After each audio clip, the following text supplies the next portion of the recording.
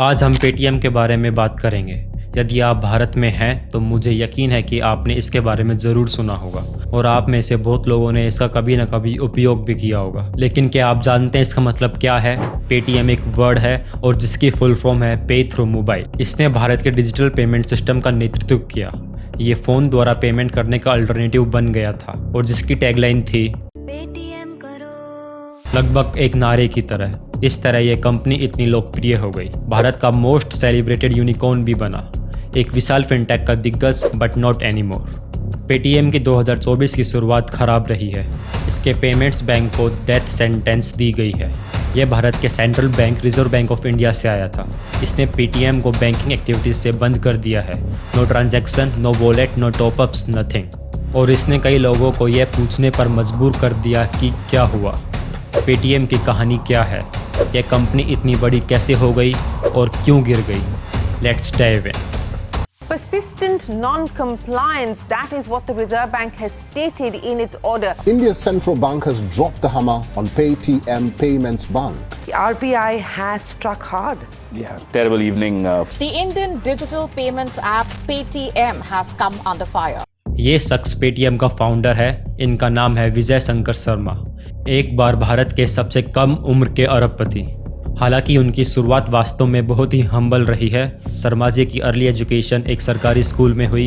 वह 15 साल की उम्र तक अंग्रेज़ी में बात नहीं कर सकते थे और यदि आप भारत में हैं तो यह विकास में बाधा बन सकता है। तो विजय शंकर शर्मा का कहना है कि उन्होंने ये सब खुद ही सीखा। वह दिल्ली टेक्नोलॉजिकल यूनिवर्सिटी गए। ग्रेजुएशन के बाद वह 10 से 5 की नौकरी कर सकते थे, लेकिन उन्होंने ऐसा नहीं किया। उन्होंने IndiaSite.net नाम से कुछ सेटअप किया और यह सफल भी रहा। उन्होंने इसे $1 मिलियन में बेच दिया। फिर उन्होंने .com की सवारी की, वो भी सफल रही। वर्ष 2000 में उन्होंने 197 कम्युनिकेशन नामक कंपनी सेटअप करने के लिए 8 लाख रुपए, लगभग $9,000 का लोन लिया और यही 197 कम्युनिकेशन पेटीएम की पेरेंट कंपनी है। अब शुरुआत में 197 कम्युनिकेशन ने digital goods and service offer की। ये अच्छा प्रदर्शन कर रहा था, लेकिन इसके फाउंडर के लिए उतना अच्छा नहीं था। वह और अधिक चाहते थे। 2010 में उन्होंने $2 मिलियन का इनिशियल इन्वेस्टमेंट के साथ पेटीएम लॉन्च किया। शर्मा सभी को फ़ोन से भुगतान करने के लिए मार्केट को डिस्टर्ब करना चाहते थे। पेटीएम की शुरुआत प्रीपेड मोबाइल और डीटीएच रिचार्ज प्लेटफॉर्म के रूप में हुई थी। 2013 में इसका विस्तार हुआ और तभी पेटीएम ने डेबिट कार्ड और पोस्टपेड मोबाइल पेमेंट्स जोड़ना शुरू किया। एक साल बाद बड़ी सफलता मिली। 2014 में पेटीएम ने वॉलेट सिस्टम पेश किया। यह एक इंस्टेंट हिट था। इंडियन रेलवेज एंड ऊबर ने इसे पेमेंट ऑप्शन के रूप में जोड़ा। आप इस वॉलेट के माध्यम से अपना electricity bill, metro card fees और पानी का बिल का भुगतान कर सकते थे। यह रिवोल्यूशनरी था। इसका यूज़र बेस तेज़ी से बढ़ा। 2014 में उनके लगभग 11 मिलियन यूजर्स थे और 2015 तक लगभग 100 मिलियन। तो ये पॉपुलैरिटी हासिल कर रहा था, और कैसे। लेकिन भारत में अभी भी कैश राजा था। लेकिन 2016 में यह बदल गया। भारत ने 500 और 1000 के नोट बंद कर दिए। लोगों के पास कोई ऑप्शन नहीं बचा था। वास्तव में उन्होंने डिजिटल भुगतान के ओर टर्न लिया और पेटीएम ने इसका सबसे अधिक लाभ उठाया। डीमोनेटाइजेशन ने इसे एक घरेलू नाम और आवश्यकता बना दिया। डिजिटल पेमेंट्स बढ़े और इस उछाल के साथ पेटीएम बड़ा हो गया। 2017 तक ये एक विशाल फिनटेक था। 100 मिलियन से अधिक डाउनलोड्स वाला पहला पेमेंट ऐप बना। लाखों व्यापारियों ने इसके लिए साइन अप किया। वे पेटीएम के ग्राहक बन गए। उन्हें QR कोड जारी किए गए। ये कोड उनके बैंक अकाउंट से जुड़े हुए थे और QR स्कैन करके भुगतान कर सकते थे। और अब कैश के लिए कोई मोल भाव नहीं था। पैसे बदलने का इंतजार नहीं। यह सरल और गेम चेंजर था। अधिक से अधिक लोग ने साइन अप किया। आपके ऑटो ड्राइवर्स, आपके रिपेयर शॉप्स, एवरी बिजनेस, छोटा और बड़ा, बोर्ड पर आ रहा था। 2021 तक पेटीएम के 150 मिलियन एक्टिव यूजर्स थे। हर महीने कंपनी 1.2 बिलियन ट्रांजैक्शंस प्रोसेस्ड कर रही थी। इसका एक्सपेंड जारी रहा। इसमें मूवीज़ और फ्लाइट्स के लिए टिकट, सेलिंग गोल्ड इंश्योरेंस, यहाँ तक कि डिस्पैच जैसे अन्य सेवाएं भी शामिल हो गई। पेटीएम सब कुछ कर रहा था। इसके इन्वेस्टर्स खुश थे। हम बात कर रहे हैं Alibaba, the Ant group and soft bank की। वे पेटीएम के टॉप इन्वेस्टर्स थे। उन्होंने कंपनी को पब्लिक करने का निर्णय लिया और नवंबर 2021 में पेटीएम ने भारत में अपना IPO लॉन्च किया। IPO इनिशियल पब्लिक ऑफरिंग है, जब आप अपनी कंपनी में जनता को शेयर ऑफर करते हैं, और ये भारत के इतिहास का सबसे बड़ा IPO था। पेटीएम ने करीब 18,300 करोड़ रेज्ड किए। $20 बिलियन के वैल्यूएशन पर ये लगभग $2.3 बिलियन है। ये ऐसा है जैसे कंपनी के पास मानो अलादीन का चिराग था। वह जिस भी चीज़ को छूता वह सोने में बदल जाता, जैसे कि कुछ भी गलत नहीं हो सकता था।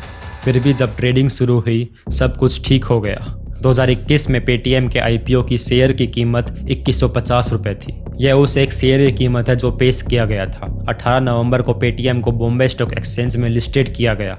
शेयर्स ट्रेडिंग 1950 रुपये के आसपास शुरू हुआ, तो यह पहले से ही 9% कम था। दोपहर तक ये 1800 रुपये पर ट्रेडिंग कर रहा था। क्लोजिंग बेल पर यह 1560 रुपये पर था, इसलिए यह इनिशियल ऑफरिंग के लगभग 27% कम पर बंद हुआ। यह लगभग एक क्रैश जैसा था। एक दिन में इन्वेस्टर के 40,000 करोड़ रुपए स्वाहा हो गए। 40,000 करोड़ ये कई बड़ी कंपनियों के मार्केट कैप से भी ज़्यादा है। यही पेटीएम के डाउनफॉल की शुरुआत भी थी। कंपनी को कैश गजलर कहा जाता था। एक्सपर्ट्स और इन्वेस्टर चिंतित थे। वे लैक ऑफ डायरेक्शन से चिंतित थे। उन्होंने इसकी स्केल पर सवाल उठाया, उन्होंने प्रॉफिटेबिलिटी पर सवाल उठाया। संदेह घर करने लगा, जो हमें लेटेस्ट सागा की ओर ले जाता है। समस्या की जड़ पेटीएम की subsidiary company Paytm payment bank थी। यह 2017 में अस्तित्व में आया। उसी वर्ष इसे बैंकिंग लाइसेंस मिल गया और कुछ ही महीनों के भीतर इसे अपनी पहली बाधा का सामना करना पड़ा। बैंक को रेगुलेटरी स्ट्राइक का सामना करना पड़ा। इस पर कई violations, non compliance of KYC guidelines का आरोप लग गया था। यह ग्राहक की वेरीफाइंग आइडेंटिटी की एक अनिवार्य प्रक्रिया है। KYC अपने ग्राहक को जानो। साथ ही डे एंड तक रिमेनिंग अमाउंट भी बंद हो गई। इसलिए जून 2018 में RBI ने कार्रवाई की। इससे नए खाते खोलने पर रोक लग गई। पेटीएम ने जवाब दिया, एक कंप्लाइंस रिपोर्ट प्रस्तुत की गई और उस वर्ष के अंत तक बैन हटा लिया गया। 2021 में चीज़ें और भी सुलझ गई। RBI ने पेटीएम पर 1 करोड़ रुपए का जुर्माना लगाया। उन्होंने कहा बैंक ने गलत जानकारी दी है और परेशानियां यहीं खत्म नहीं हुई। तो RBI ने जारी किया निर्देश। इसने पेटीएम से कहा कि वह नए ग्राहकों को अपने साथ जोड़ना बंद कर दे। इसमें किसी बाहरी फर्म से ऑडिट करने की मांग की गई। वह ऑडिट हुआ, लेकिन RBI फिर भी खुश नहीं था। उन्होंने कहा कि पेटीएम संशोधन करने को लेकर सीरियस नहीं है और वह करेक्टिव एक्शन नहीं उठा रहे। इसलिए अक्टूबर 2023 में RBI ने एक और जुर्माना लगाया। इस बार जुर्माना 5.3 करोड़ का लगा। तो 6 साल कई चेतावनियां और 2 जुर्माना, लेकिन कंपनी ने समस्याओं का समाधान नहीं किया। 2024 तक RBI के पास पर्याप्त पैसा था। वोलेशंस इतने सीरियस थे कि अब वह उन्हें नज़रअंदाज नहीं कर सकते थे। बहुत सारे अकाउंट्स में KYC नहीं थी। नो योर कस्टमर रेगुलेशंस, यह सभी बैंकों के लिए अनिवार्य है। कुछ मामलों में एक आइडेंटिटी प्रूफ हजारों खातों से जुड़ा हुआ था। धोखाधड़ी, करप्शन और मनी लॉन्ड्रिंग के बारे में चिंताएं थी। इनमें से कुछ अकाउंट में तो करोड़ों रुपए तक का लेन देन हुआ। यह रेगुलेटरी लिमिट से ऊपर था। फिर भी यह सब होने दिया जा रहा था, इसलिए RBI ने अपना लेटेस्ट अल्टीमेटम जारी किया। डेडलाइन 29 फेब है। उसके बाद पेटीएम को सभी बैंकिंग एक्टिविटीज से प्रतिबंधित कर दिया जाएगा। After February 29th, the Payments Bank will no longer be able to operate its mobile wallet. It has also been barred from taking further deposits, credit transactions, or top-ups. Customers using Paytm wallets won't be able to top them up. Basically, if you see a Paytm QR code anywhere you are, chances are it won't work because the RBI has as good as killed it. जिससे company को अपने ग्राहकों और landing partners को सुरक्षित रखने में 2 बड़ी चुनौतियों का सामना करना पड़ा। पेटीएम उपयोगकर्ता, विशेष रूप से इसके 40 मिलियन व्यापारी दूसरे प्लेटफॉर्म पर माइग्रेट हो रहे हैं और लैंडिंग पार्टनर्स पेटीएम से कोई लेना देना नहीं चाहते हैं। RBI के प्रतिबंध ने पेटीएम को अछूत बना दिया है। यह एक सावधान करने वाली कहानी है कि दिग्गज कैसे धूल चाटते हैं। पेटीएम इसलिए बढ़ा क्योंकि यह शीर्ष पर था, इजी टू यूज और सभी के लिए अपॉर्चुनिटीज ऑफर करता था। जैसा कि हमने कहा, यह रिवोल्यूशनरी था, लेकिन इससे एक बड़ी गलती हो गई। इसने रूल बुक को हल्के में ले लिया और यही इसकी बर्बादी साबित हुई। मुझे लगता है यही सबक है, कानून पकड़ लेता है चाहे आप कितने ही बड़े क्यों ना हो।